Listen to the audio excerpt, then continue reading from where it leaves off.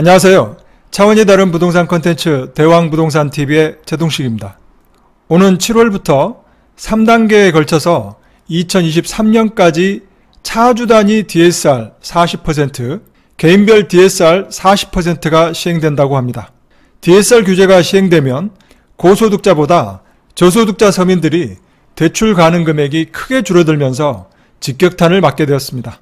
4월 29일 금융위원회에서 발표한 가계부채 관리 방안에 대해서 자세히 살펴보는 시간을 갖도록 하겠습니다. 발표 자료는 크게 세 가지 내용인데요. 먼저 2021년부터 23년까지 중기관리계획과 과제별 세부 내용을 함께 묶어서 설명드리고 주요 Q&A 순으로 살펴보겠습니다. 내용이 좀 많은데요. 다 설명드리지 않고 꼭 알아야 할 내용 위주로 설명드리겠습니다. 시작하기 전에 구독과 좋아요, 알림 설정 꾹 눌러주세요. 가계부채 관리 방안에 대한 주요 뉴스 헤드라인입니다. 이 아시아경제에서는 대출 규제 강화, 집값 띄워놓고 금융사다리는 없애는 정부, 대출 규제 강화에 대해서 걱정스러움이 느껴지네요. 연합뉴스에서는 연소득 2천만 원이면 주담대 한도가 3억에서 1.7억 원으로 축소, 대폭 축소되네요. 거의 절반으로 축소가 되네요. 서울신문에서는 더 센 대출 규제, 서울 아파트 대부분 40% 룰, 이번에 발표한 차주 단위 DSR 규정이 모든 서울 아파트에 해당이 된다, 이런 내용인 것 같고요.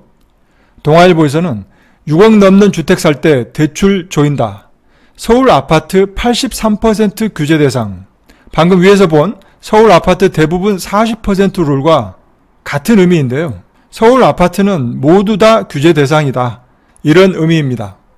먼저 가계부채 관리 방안 개념도입니다. 이 개념도를 설명드리기 전에요, DSR이 무엇인지 한번 살펴볼까요? 이 총부채 원리금 상환 비율을 DSR이라고 합니다.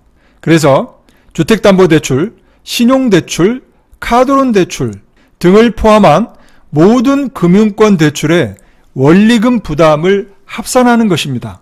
이렇게 해서 대출 심사를 하게 되는데요.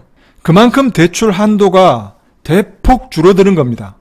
이 전 지역의 차주 단위 DSR 40% 도입은 이 조정지역 DTI가 50%이고요. 비규제 지역 DTI가 60% 적용이 되고 있는데요. 이것 자체가 적용이 불가능해집니다. 그리고 현재 투기지역이나 투기과열지구에서 DTI는 40%인데요. 이 차주 단위 DSR 40%는 결과적으로 규제지역뿐만이 아니라 전 지역을 규제지역에 준해서 대출 규제를 하겠다는 것입니다. 가계부채 관리 방안이 이렇게 크게 네 가지로 있는데요. 이 중에 이 거시 건전성 관리체계 정비는 생략하고 상환 능력에 기반한 대출 관행을 정착하고 관리 취약부문 제도를 보완하고 서민 청년층 금융지원 확충, 이 세 가지 분야에 대해서 중점적으로 설명드리겠습니다. 먼저 상환능력 기반 대출 관행 정착인데요. 이번 시간에 설명드릴 내용의 핵심입니다. 이 차주 단위 DSR 단계적 확대 도입에 관한 계획입니다. 올 7월부터 1단계가 적용이 되는데요. 이 서울 아파트 중 약 83.5%, 경기도 아파트 중 약 33.4%에 해당하는 담보에 기반한 주담대 차주 등의 이 차주 단위 DSR을 적용한다고 합니다. 그래서 현재는 주택담보대출 같은 경우에는 투기지역이나 투기과열지구에서는 9억 원 초과주택에 해당이 되고요. 신용대출에서는 연소득 8천만 원 초과와 대출 금액이 1억 원 초과일 때 DSR 적용을 하고 있었습니다. 하지만 앞으로 7월부터는 주택담보대출인 경우에는 전 규제지역의 6억 원 초과주택에 대해서 이 DSR 40%를 적용하고 신용대출 같은 경우에는 대출 금액이 1억 원 초과일 경우에 DSR을 적용한다고 합니다. 이 서울시 아파트 평균 가격이 11억이라는데요.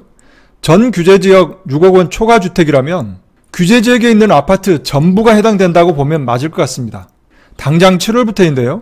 계약일 기준인지 잔금일 기준인지도 잘 모르겠지만 조만간 세부 지침이 나올 것 같습니다. 2단계는 2022년 7월부터 적용이 됩니다. 그래서 1단계 적용 대상과 병행해서 전 규제지역 6억 원 초과 주택과 1억 원 초과 신용대출, 이것과 병행해서 총 대출액이 2억 원이 초과되는 차주에 대해서는 이 차주 단위 DSR을 적용한다 이 얘기입니다.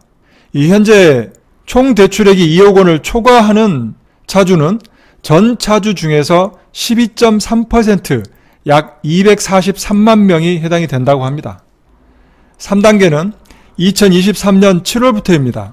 이때부터는 전 규제지역 6억 원 초과 주택이나 1억 원 초과의 신용대출에 적용됐던 DSR은 모두 폐지가 되고 총 대출액이 1억 원을 초과하는 차주에 대해서는 차주 단위 DSR이 적용이 됩니다.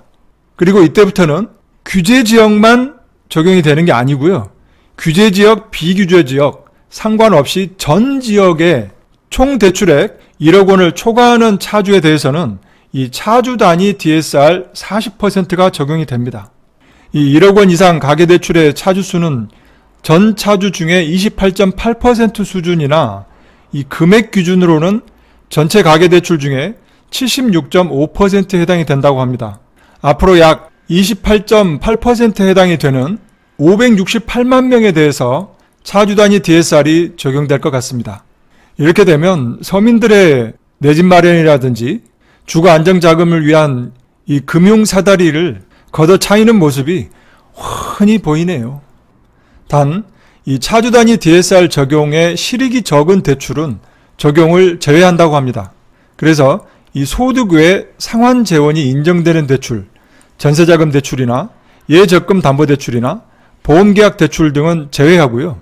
정책적 목적의 대출, 이 서민금융상품, 정부 지자체 협약대출, 자연재해 지역 등에 따른 긴급대출 등도 제외되고요.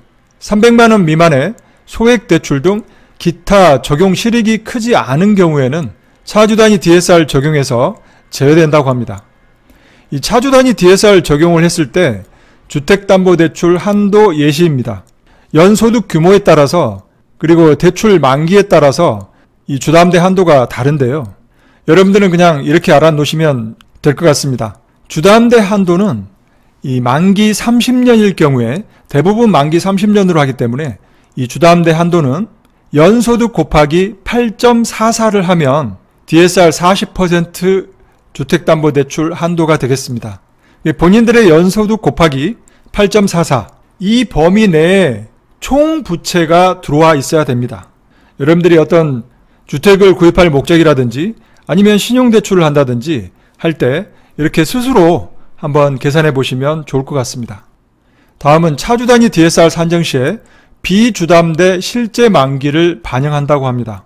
보통 신용대출을 말하는데요. 올 7월부터 2023년 6월까지 시범 운용을 한다고 하는데요. 현재는 10년으로 획일 적용이 되고 있는데 이 신용대출 DSR 산정 만기를 올 7월부터는 10년에서 7년 그리고 내년 7월부터는 5년으로 하향 조정을 한다고 합니다. 실제로 이 가계 신용대출의 평균 만기는 약 52개월 수준으로 DSR 산정 시에 만기 4, 5년 적용이 현실에 부합하다고 합니다. 이 원금을 만기로 나눠서 계산해 보면 기간이 짧을수록 수치가 올라가기 때문에 주담대 한도는 줄어듭니다. 그래서 결국 이 비주담대 실제 만기를 반영하게 되면 차주 단위 DSR 40%는 한 번 더 강화가 되는 셈입니다. 그리고 차주별 유연한 소득 인정 방법을 확산하고 운용한다고 하는데요. 이 기존에 이 소득세 납부 자료, 이 증빙소득이죠. 그리고 국민연금이나 건강보험료 납부한 자료, 이 인정소득을 폭넓게 활용한다고 합니다. 하지만 이 부분은 지금도 활용을 하고 있는 부분인데요. 특별히 바뀌는 게 없는 것 같은데 매출액이나 임대소득, 금융소득 등 이 다양한 관련 자료와 새로운 기법을 활용해서 소득 추정 방식의 지속적인 보완을 추진한다고 합니다. 이 밑에 보면 각종 소득 추정 방식을 활용한 신용대출 한도 사례가 있는데요.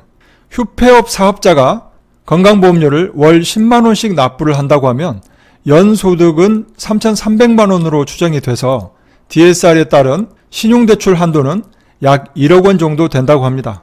이 부분은 신용대출 한도를 계산한 사례고요. 정작 궁금한 것은 주담대일 것입니다. 과연 주택을 구입할 때 차주 단위 DSR 40%를 적용하게 되면 과연 얼마가 나올까? 그걸 알아야만이 주택을 구입하거나 또는 갈아타기를 할 때 계획을 세우실 수 있을 것입니다. 하지만 현재보다는 분명 줄어들 게 뻔합니다. 다음은 관리 취약 부문 제도 보완 내용인데요. 비주담대 관리 체계를 정비한다고 합니다. 그래서 이 비주담대도 주담대 규제 체계를 도입한다고 하는데요. 토지나 오피스텔 상가 등 이 비주담대에 대한 LTV 한도 규제를 5월 17일부터 모든 금융권에 일괄 도입한다고 합니다.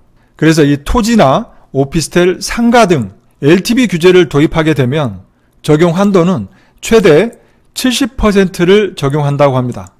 단 토지거래 허가구역 내에서는 이 신규 비주담대의 경우 토지나 오피스텔 상가인 경우에는 LTV 40%가 적용이 됩니다. 훨씬 강화된 내용이죠. 그리고 이 비주담대는 3단계인 2023년 7월부터 차주 단위 DSR이 전면 도입됩니다. 그렇기 때문에 오피스텔이라든지 상가라든지 아파텔이라든지 이런 쪽의 분양시장이 직격탄을 맞을 것 같습니다. 다음은 서민 청년층에 대한 금융지원 내용입니다. 생애소득 주기를 감안한 DSR을 산정한다고 하는데요. DSR 산정할 때 장래소득 인정기준을 활용한다고 합니다. 이 장래소득 인정기준은 고용노동 통계 중 연령별 소득 자료를 우선 활용하는데요. 이 적용 대상은 만기 내에, 만기가 30년이면 30년 이내에 소득이 20% 이상 증가할 것이 예상되는 차주에게 장래소득 인정기준을 활용하는데요. 만기 내에 20% 이상 증가하려면 20대나 30대 정도가 해당이 될 것 같고요. 40대 이상은 생애소득 주기를 감안한 DSR 산정은 어려울 것 같습니다. 그리고 청년층 만 39세 이하 신혼부부를 대상으로 이 초장기 모기지 40년 만기 대출을 도입한다고 하는데요. 현재 금리가 2.75% 기준으로 월 상환 부담이 약 15% 정도 축소된다고 합니다. 3억 원을 대출했을 때 월 상환액이 122만 원에서 104만 원으로 축소된다고 합니다.